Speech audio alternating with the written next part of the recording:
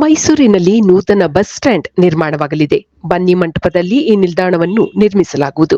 ಹೊಸದಾಗಿ ನಿರ್ಮಾಣವಾಗಲಿರುವ KSRTC bus ನಿಲ್ದಾಣಕ್ಕೆ ಮೈಸೂರು ಅರಮನೆಯ ವಿನ್ಯಾಸವನ್ನು ನೀಡಲಾಗುವುದು.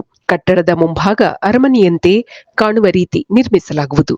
ಈ ವಿನ್ಯಾಸಕ್ಕೆ ರಾಜ್ಯ ಸರ್ಕಾರ ಕೂಡ ಒಪ್ಪಿಗೆ ಸೂಚಿಸಿದೆ. ಮುಂದಿನ 2 ವರ್ಷಗಳಲ್ಲಿ ಈ ನೂತನ ಬಸ್ ಸ್ಟ್ಯಾಂಡ್ ನಿರ್ಮಾಣವಾಗಲಿದೆ. ಬನ್ನಿ ಮಂಟಪದಲ್ಲಿ ಕೆಎಸ್ಆರ್ಟಿಸಿಗೆ ಸೇರಿದ 14 ಎಕರೆ ಜಾಗದಲ್ಲಿ ಈ ನೂತನ ನಿಲ್ದಾಣದ ಕಾಮಗಾರಿ ಆರಂಭವಾಗಲಿದೆ.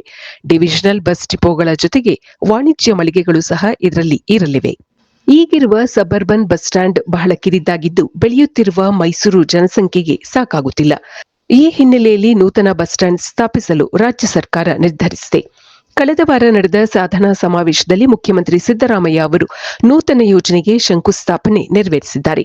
ಏಕಕಾಲದಲ್ಲಿ 75 ಬಸ್ಗಳ ಸಂಚಾರಕ್ಕೆ ಹಾಗೂ 30 ಬಸ್ಗಳ ನಿಲುಗಡೆಗೆ ಸಾಧ್ಯವಾಗುವಂತೆ ಬಸ್ ಸ್ಟ್ಯಾಂಡ್ ಅನ್ನು ರೂಪಿಸಲಾಗುವುದು. ಇದು ಈ ದಿನದ ಸುದ್ದಿ. ನಿರಂತರ ಸುದ್ದಿಗಳಿಗಾಗಿ ವೀಕ್ಷಿಸುತ್ತಿರಿ ಜೀನಿ ನ್ಯೂಸ್. ನಮಸ್ಕಾರ.